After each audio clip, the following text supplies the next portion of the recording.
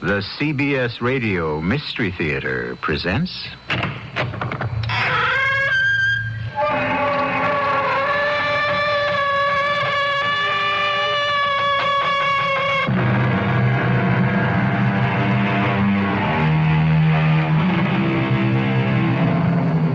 Come in. Welcome. I'm E.G. Marshall. One cannot be wise and in love at the same time, said the poet. And what is the implication? That love, obviously, is a pastime and an occupation for fools. Poets in general seem to have had a sorry time of it with love, when you consider most of their verses on the subject. And yet, there would seem to be a melancholy strain of truth in their singing. After all, how many deliriously happy lovers do you know?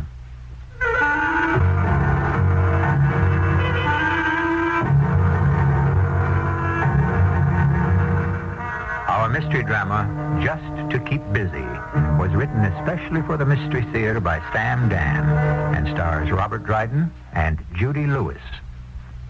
I'll be back shortly with Act One.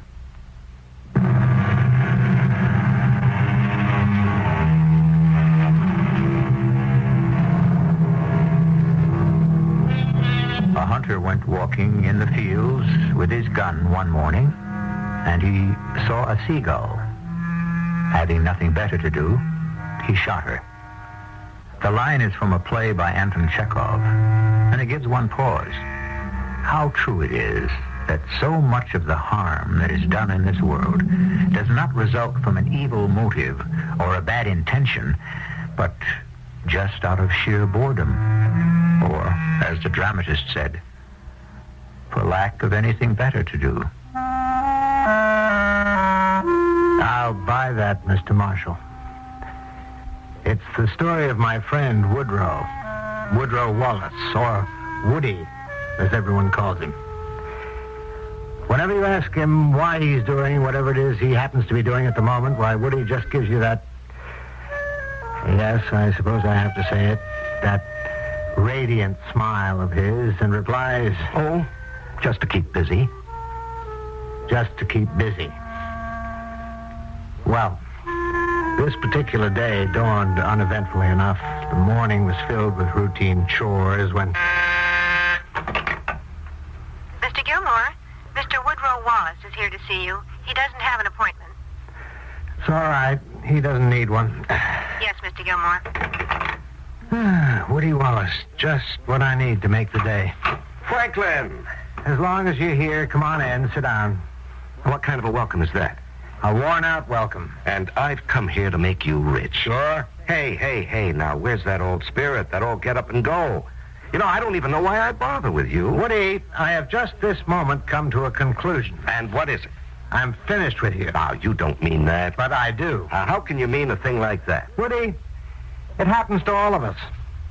We realize it's time to put away the toys of childhood and assume the attitude of maturity. Oh, now, that sounds deep, old pal. Woody, you and I, we've outgrown each other. Just what does that mean? When we met, we were children. What have you been smoking, old buddy? We met over in Vietnam. We were both 21 on the same day. Don't you remember? We celebrated our birthday in a foxhole. We were still children. We were soldiers. What do you suppose soldiers really are? Oh, I knew this was going to be deep. It's a very special bond that holds soldiers together, the shared danger, the absolute dependence on each other. Oh, I need a drink. But with the return to civilian life, that special bond disappears. And the reason, the basis for the friendship vanishes, which is why most of them peter out. But not ours, Frankie, not ours. Now, Frankie, did I say I came up here to make you rich? Forget it. It's gone and forgotten. Not just rich, Frankie. I'll have you rolling in wealth. No. Money to burn. No. I refuse to listen. I am deaf to any offers, deals, proposals, propositions in any form, shape, manner whatsoever. Okay. Just to show you there's no hard feelings, I'll take you to lunch. I can't go. I'm expecting a call from a client. He can call back. It's important for him to talk to me. You know, Frankie, I was counting on you. Now, you know how I hate to eat alone. I'm sure something will occur to you. Something just has. That girl you've got out there. The new one. What's her name?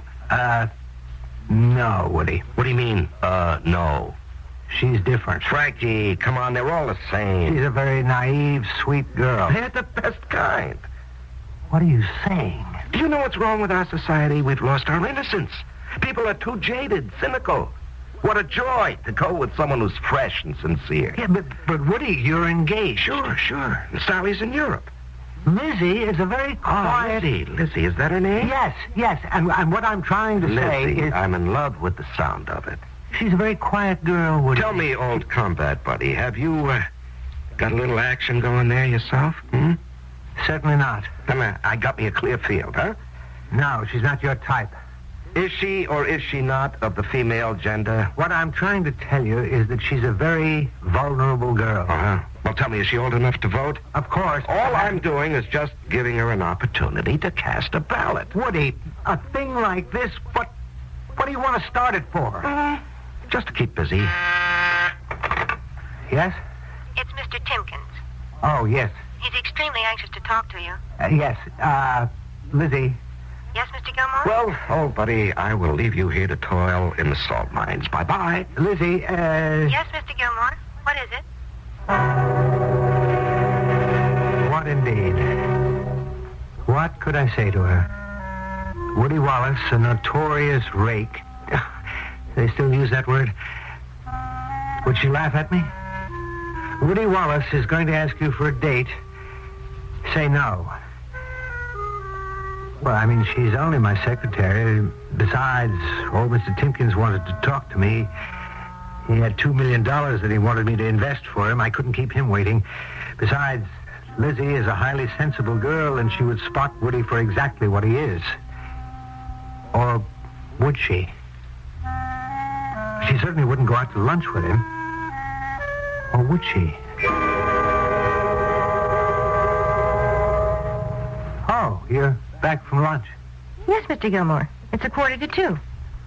Did you have a nice lunch? Very nice. Right. Where'd you have lunch? Oh, I just had a salad and iced tea downstairs in the coffee shop. Oh, that's fine. And your friend, Mr. Wallace? He asked me to lunch. Oh, did he? Yes. I said no. Well, that was very, very... But I am going to have dinner with him. You're going to have dinner with him? This evening. Lizzie, you shouldn't. Mr. Gilmore. Now, I realize I may be talking out of turn, but I feel responsible. Responsible? Why? Well, he's a friend of mine. And? And if he hadn't come up here to see me, you would never have met him. And I would have been the loser for it. How can you say that? He's so handsome and so charming. Now, Lizzie, please, listen to me. You've heard of collectors, stamp collectors, book collectors, art collectors. Well, Woody Wallace is also a collector. Really? What does he collect? Women. To him, every woman he sees represents a conquest. When he's made his conquest, he drops her. Do you believe me? Why would you lie to me? Besides, I knew it. And knowing you'd still go out with him? Of course. Oh, I understand. You think you're going to be the one who can conquer him? Well, forget it, Lizzie. All we're doing is going out to dinner. Lizzie, he's engaged to be married. I know that. In other words, Lizzie, there's nothing I can tell you. They went out to dinner that night, and the next night, and the one after. They had lunch together every day. Saturday afternoon, I went to the club. They were playing tennis. Sunday morning, when I went to the club, they were playing golf. And Sunday afternoon, Woody asked if he could borrow my sailboat and take her sailing. Well, the change in Miss Lizzie Wentworth was marvelous to behold. She'd always been efficient, but now she was effervescent. Mr. Gilmore, isn't it a fantastic day? It's not bad. Do you know who knows how I feel? Or I should say you? No. Who? Robert Browning. Browning? You never heard of Browning? Oh, you must mean John Browning. He invented the machine gun that bears his name. Robert Browning, the poet. Oh, wonder if they were related. I always loved poetry, even though I never really knew what it meant. Until just now. Really? You never knew? My favorite. From Pippa Passes by Browning. The years at the spring and days at the morn, mornings at 7, the hillsides dew-pearled, the larks on the wing, the snails on the thorn. God's in his heaven. All's right with the world. Well, it sounds very simple to me. Well, how can you possibly know what it means unless you're in love? In love? God's in his heaven. All's right with the world. In love? When you're in love, you know God's in his heaven and how absolutely right the world is. In love with whom? Why, with Woody. Woody? Oh, no. Oh, yes. And Woody's in love with me. Well, how do you know Woody is in love with you? How do I know? Oh, Mr. Gilmore, how do I know the sun is shining? How do I know my heart is beating? You have misjudged Woody. I have? Well, now, Lizzie, just let me tell you this. Why must you tell me anything? I don't want you to get hurt. Hurt? By whom? By Woody. Oh, how little you know Woody. Woody and I were soldiers together in Vietnam. Nobody knows Woody better than I do. You know the outside of Woody, the front he presents to the world, the cover that hides and protects the real Woody. Real Woody? The real Woody. The shy, the timid Woody. The Woody who's frightened by the world about him, who desperately needs love. And I know it, Mr. Gilmore, because I'm frightened of the world myself. Woody and I recognized we were kindred spirits. We planned to be married. Married? Well, yes. That's what happens when two people are in love. You and Woody are getting married? You find it hard to believe. After all, you have so much invested in the Woody you thought you knew, it's hard for you to admit you were wrong. I'm so glad I was wrong. I'm so happy for you. Could I ask you a favor? I don't have any family. Would you give the bride away? Lizzie, I would consider that an honor and a privilege. Oh, Mr. Gilmore, I'm so happy.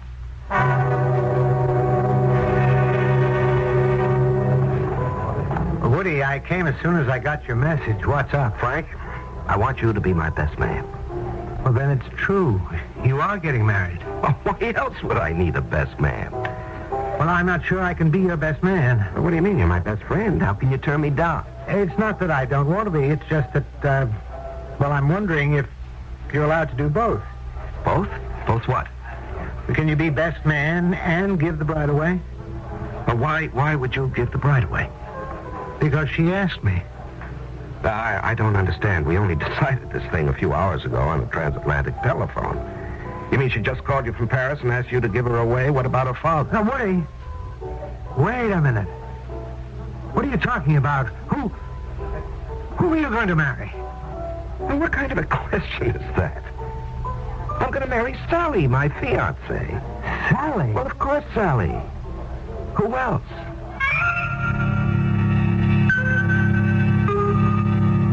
Who else?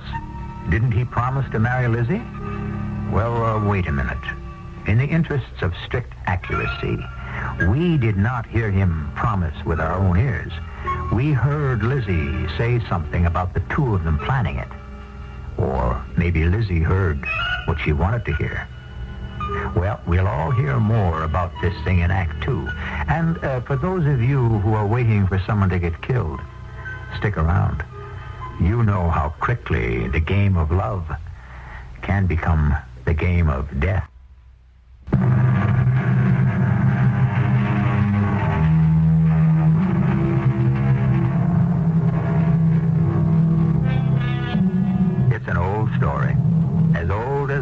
itself. And as long as love lives, we shall hear it again and again.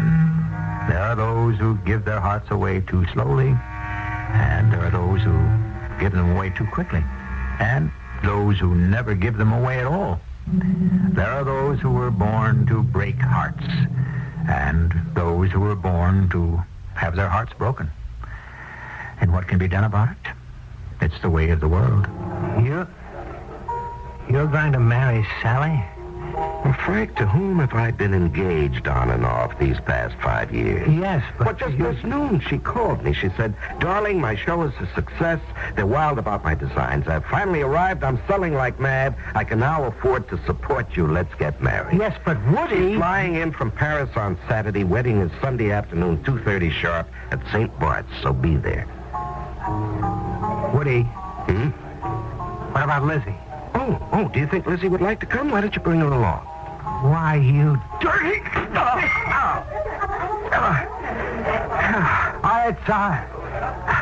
It's quite all right, ladies and gentlemen. It's just two old buddies having a difference of opinion. Okay, Woody. If you want to take a sock at me, let's go outside. Now, what got into you, Frank? Of all the cold, callous, insensitive things to say, invite her to the wedding. I know you don't have any morals. Well, can't you at least have some taste? And what are you getting all worked up about? Do you know what you did to Lizzie? Oh, it's Lizzie. Well, let me set you straight, Frank. You're going to set me straight? Now, you don't live in the real world. I don't live in your world, that's for sure. There is only one world, Frank, and you've been fighting it all your life. It's the world of take what you want. It's the world of, how else can you say it? The world of eat, drink, and be merry because tomorrow... But there is no tomorrow. And once you're gone, who knows? Who cares? What will it have mattered? I think it will have mattered. Frankie, it doesn't mean a thing. The rain, it falls on the just and the unjust alike. What does it have to do with the fact that you broke an innocent girl's heart? Innocent? Come on, Frank. What are you going to tell her? What do I have to tell her? That you're going to marry Sally Schaefer? She'll read about it in the paper, won't she? Mr. Gilmore, the Timkins file is up to date, and I finished all your letters. I have one or two little things to do, but I won't take a lunch hour. Why? What's up? Woody told me. Woody told you what? He told me you were lending him the boat, and it's going to be a great afternoon for sailing. Sailing?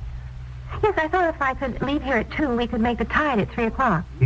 You're going sailing with Woody this afternoon? Well, I wouldn't ask for the time off if I didn't have all the work under control. But how can you go sailing with Woody this afternoon? Well, I know most people go on Saturday, but Woody says he has something else that he has to do tomorrow. That's what he told you? He has something else to do tomorrow? Yes. He said he had something to take care of this weekend, and so is it all right for me to take the afternoon off? No. No, it is not all right for you to take the afternoon off. But, Mr. Gilmore, I very rarely ask for anything. Oh, who cares? What's it to me what you do? You want to ruin your life? Go right ahead. But don't say that I didn't warn you. Well, I appreciate your efforts to shield me from this sad, bad, wicked world, but I'm your secretary, not your daughter. Excuse me, I should have said sister.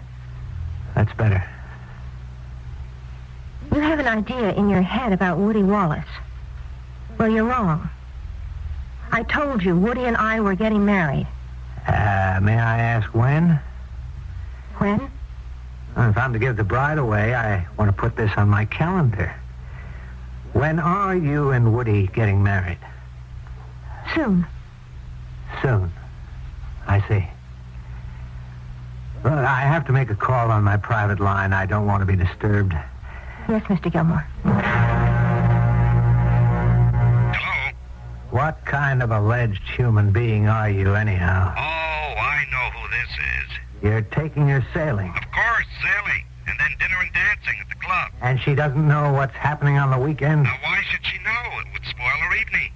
And you're not going to tell her? Well, that would spoil mine. I'll tell her. You would do that to a pal? I never want to speak to you again. You know, you've been saying that every day for 10 years, but we're still buddies. We always will be. Now, let me give you a true buddy's advice. I don't want to hear another word out of you. You tell her. You know what'll happen? She'll blame you. Me? You know what they used to do with the messenger that brought the bad news in the olden days? They'd cut off his head. You know why? Because it was his fault. So go ahead, tell her. She'll hate you for the rest of her life. You're the most unscrupulous, contemptible... Go on, lay it on. I love it. Woody, I was the one who brought you into the club. For which I thank you from the bottom of my heart. It's a very conservative place, and you've been bringing Lizzie there constantly. Why not? Well, everybody's gotten to know her and like her, and they think that you two are going to be married. Well, I can't be held for what other people think. But if the two of you show up there tonight, two starry-eyed lovers on what amounts to the eve of your marriage to Sally, what'll people think of you? Frank, I've never been concerned with what people think of me.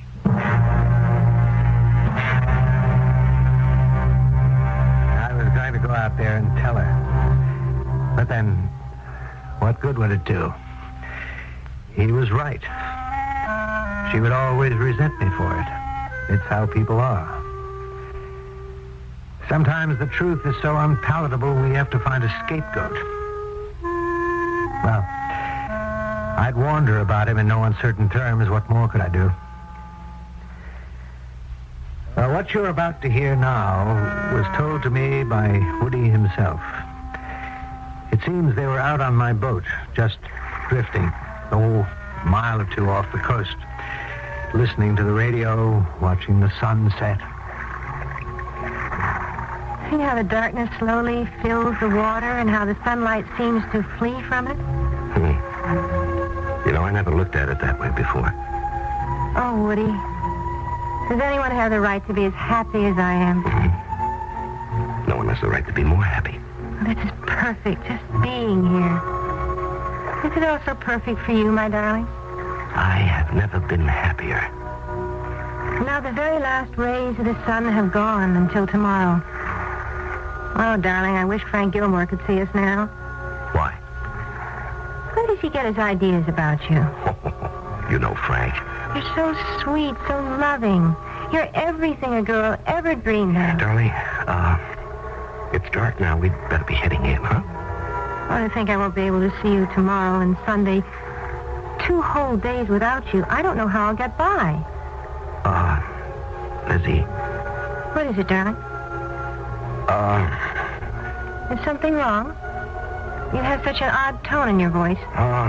Must be getting a bit hoarse from the evening breeze out here. Oh, then let's head right in, right now. Take no time at all. We have a good following breeze. Now, where did you learn how to sail? My grandfather raised me. Oh? Yes, he was an old fishing boat captain. You would have liked him. He would have liked you.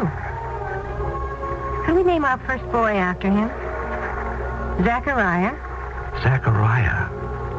I realize old biblical names aren't popular any longer, but they haven't been replaced by anything better, have they? And now it's time again for our special feature, Personalities in the News. Today we bring you tidings of one of America's most exciting fashion designers, Sally Schaefer. Do you mind if we turn that off? Oh, please, let's not. She's my favorite We designer. just made a taped telephone interview with Sally in Paris. Sally, can you hear me? Yes, Dick? I understand you had a great triumph in Paris. But I'm coming back to an even greater triumph at home. Are you? Yes, I'm flying home tomorrow. And can you guess why? No, but I'll bet it's exciting. I'm getting married on Sunday. You're what? I'm getting married to the great love of my life, Woody Wallace. Why did you turn that off, Woody? Oh, these celebrity interviews are a bore. What does she mean she's marrying Woody Wallace? Oh, is that the name she said? I didn't hear. Woody Wallace. Well, could be a lot of guys by that name. Is that what you're going to be busy doing this weekend? Getting married? Well... The answer is yes, or the answer is no. It isn't, well. Lizzie, let me explain. Explain what? Everything. Now, this thing was arranged before I met you. Didn't you say you were going to marry me? Well, you know, being absolutely literal, I said we would always be together. I never actually said the word marry. I see. I have to marry Sally. You have to marry Sally? Yes. You see, she has a lot of money. And now she'll have more than ever, don't you understand? I need a lot of money. Lizzie, I have expensive tastes. It's not my fault. No. It's really my fault. I want you to believe one thing. I love you. But you're going to marry her. Well, it doesn't have to be the end of everything. It doesn't? No, she doesn't need a husband. She only wants one for what the kids in school call show and tell. You know what I mean? We haven't been married till now because she's too wrapped up in her career. You're going to marry her on Sunday. Yeah, it's all set. But afterward, Please, darling. Woody, don't marry her. Now, Lizzie... Marry me. You're the only man I ever... Marry me, Woody. Well, I can't. Don't you understand? I'm broke. I love you, Woody. No woman can ever love you the way I do. That should be worth a fortune. Well, the fact is, I am not good enough for you. You're so beautiful and intelligent. You're soft and warm. Why, you're bound to attract somebody who's worthy of... Please, Woody, please. Lizzie, now look, we're both adults, and we should both realize that it was just one of those things. Lizzie? I'm sorry, Woody. I had no right to make things difficult. Under the circumstances, there's really only one thing I can do. And it's the only thing that makes sense to me. Excuse me. Lizzie, what are you going to do? I'm going to kill myself. Now, Lizzie, don't. Don't! Come back! Come back! Lizzie! Lizzie!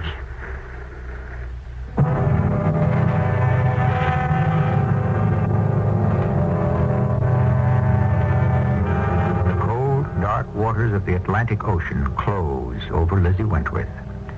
Desperately, Woody Wallace tries to bring the sailboat about in the freshening breeze. And he peers into the blackness of the night. How can he find her? What can he do? Well, what you can do is just try to relax and wait patiently for Act 3.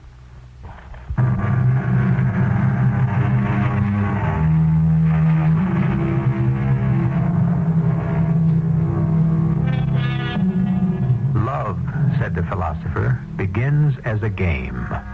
Light-hearted, joyous, filled with fleeting moments of bliss. Then, just as the sun, shining through the trees, sends dappled shadows playing on the leaves, love becomes a thing of light and dark. All at once, the doubts arise. Shall love emerge into the light or disappear into the darkness? Frank Gilmore is telling the story of Lizzie Wentworth and Woody Wallace. Well, the rest of it you might have read in the papers. He doesn't know how long he sailed about out there trying to find her. Finally, he headed back to the club. As he stepped off onto the pier, old Tom Higgins, the dockmaster, was there. Tom told about a very shaken Woody Wallace indeed. Evening, Mr. Wallace. Where's Miss Wentworth? Miss Wentworth, she's out there. In the water, I guess. You guess. What you saying? Well, she fell out of the boat. Fell out of the boat? Well, I guess she jumped. What are we standing here for? We gotta get help. Get the Coast Guard. We gotta get moving. The Coast Guard turned out. So did small boats from all the neighboring towns. There must have been hundreds of craft searching intently all through the hours of the night and into the dawn. But there was no trace of her. I went out myself. But I didn't think we'd ever find her. Around the spot where she'd gone over is a current that sweeps out to sea. And it didn't look good for poor Lizzie. And it was beginning to look very bad for Woody, too. He asked me to meet Sally at Kennedy Airport and explain. Oh, Frank. How are you, darling? Oh, where's Woody? Well, he couldn't make it. couldn't make it? Yes, Sally, he... Uh-oh. I smell a cover-up. The old faithful army buddy is here to sell me a Mother Goose yarn about my Woody. No. I'm not here to cover up. It's too serious for that. Serious? Well, where is Woody? He's in jail right now. In jail? Oh. Well, what is it? I told her on the way into the city. I held nothing back. I was in no mood to protect Woody, not this time. I told her all about Lizzie, the full story from beginning to end. She listened. Her face betrayed absolutely no emotion. The poor girl committed suicide. It's regrettable. Well, I know it doesn't make Woody look like a hero exactly. He really didn't commit a crime. That is a legal crime. So on what charge is he being held? Suspicion of murder. Murder?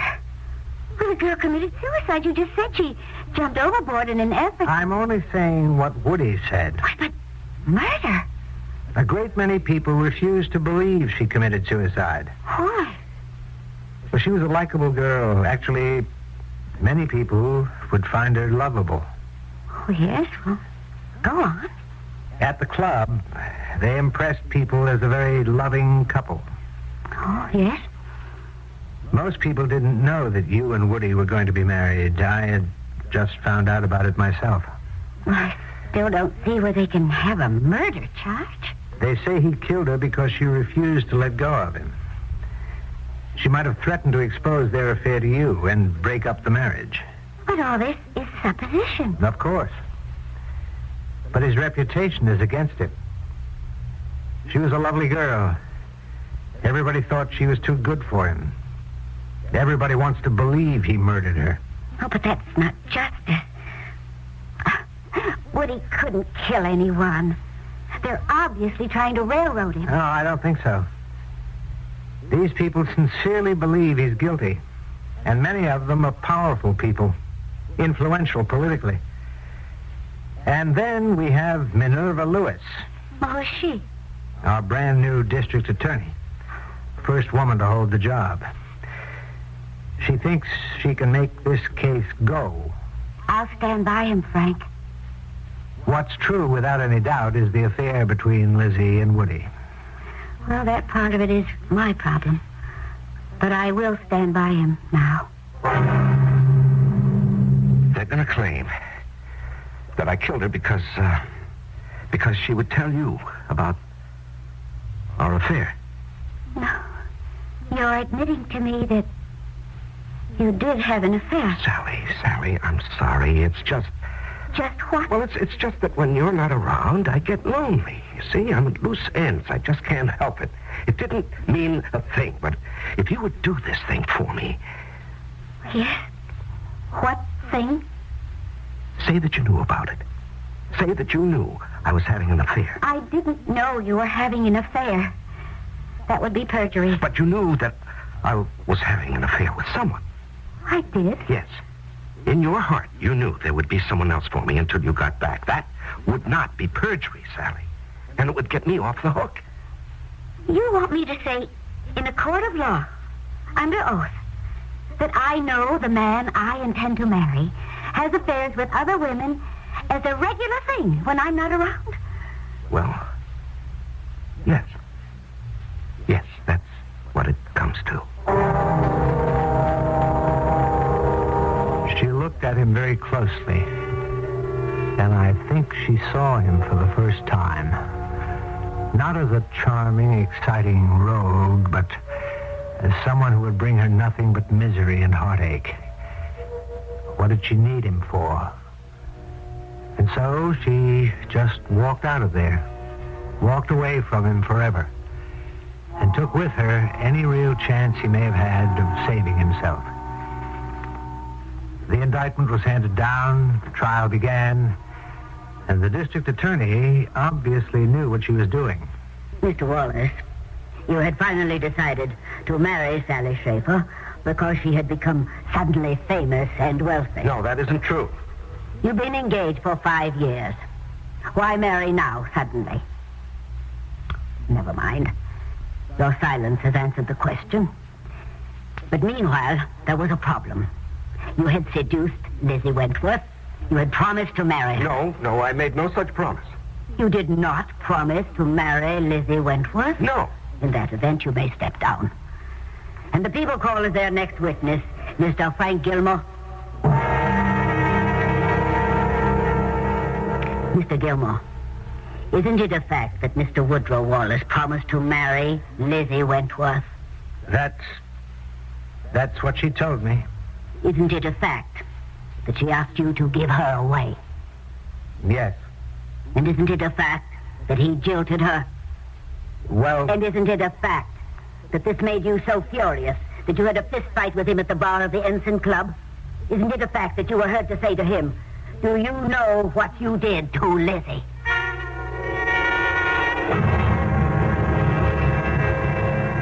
She was driving it home for all it was worth. I looked all around the courtroom at the spectators, at the jury, at the judge. The verdict was already in. Ladies and gentlemen of the jury, he lied to her, he seduced her, he broke her heart. And then, having no more use for her, he tried to cast her aside. But she refused to go quietly. She told him she would expose him for what he was to his fiancée. She made the mistake of telling him that on a boat, where he could kill her and throw her body overboard. He has also made the mistake of trying to lie his way out of it. And so stupidly, so clumsily, so obviously.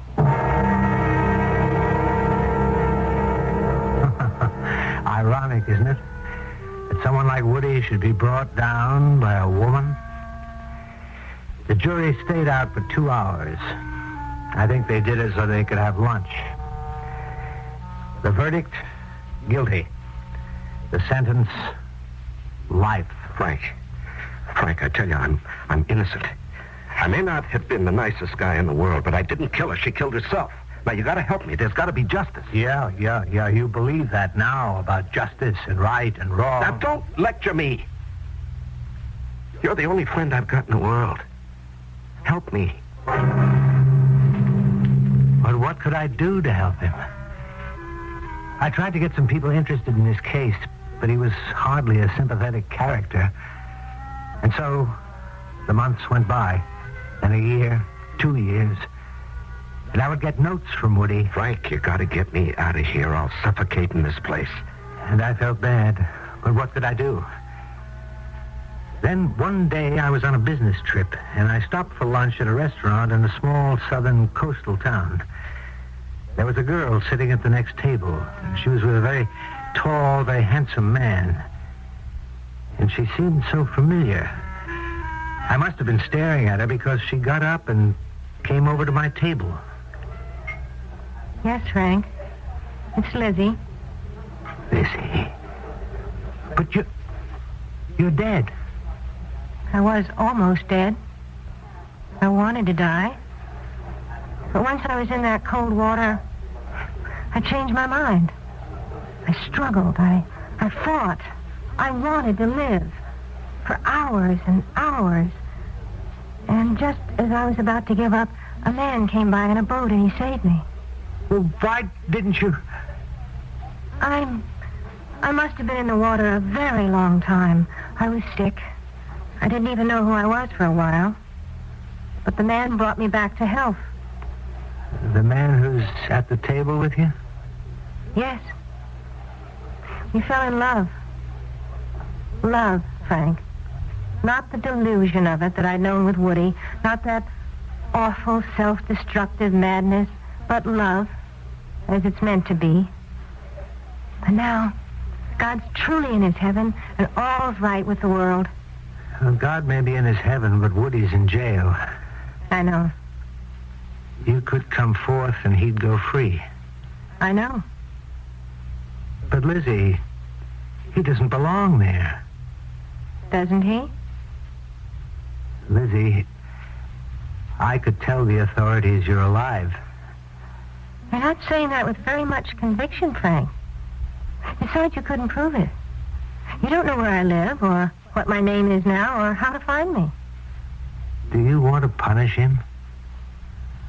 Someone has to.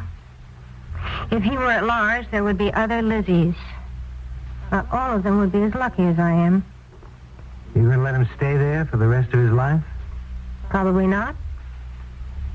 How long will you keep him in prison? Oh, I'll think about it.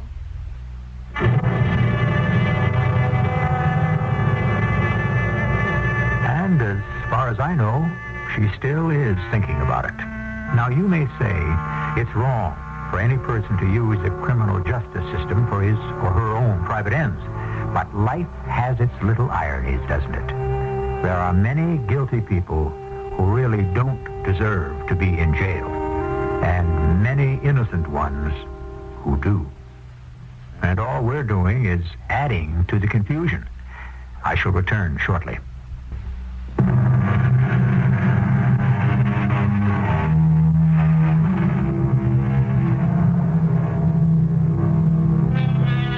Just to keep busy. It used to be that keeping busy was never a problem. People worked at back-breaking, spirit-crushing labor from dawn to dark. Time never hung heavily on the hands. There were those who said that if people were freed from constant toil and were given leisure, they would become philosophers and poets. Why hasn't it worked out that way? Well, you can spend some of your leisure time profitably with us. Our cast included Robert Dryden, Judy Lewis, Larry Haynes, and E.V. Juster. The entire production was under the direction of Hyman Brown. This is E.G. Marshall inviting you to return to our Mystery Theater for another adventure in the macabre. Until next time, pleasant dreams.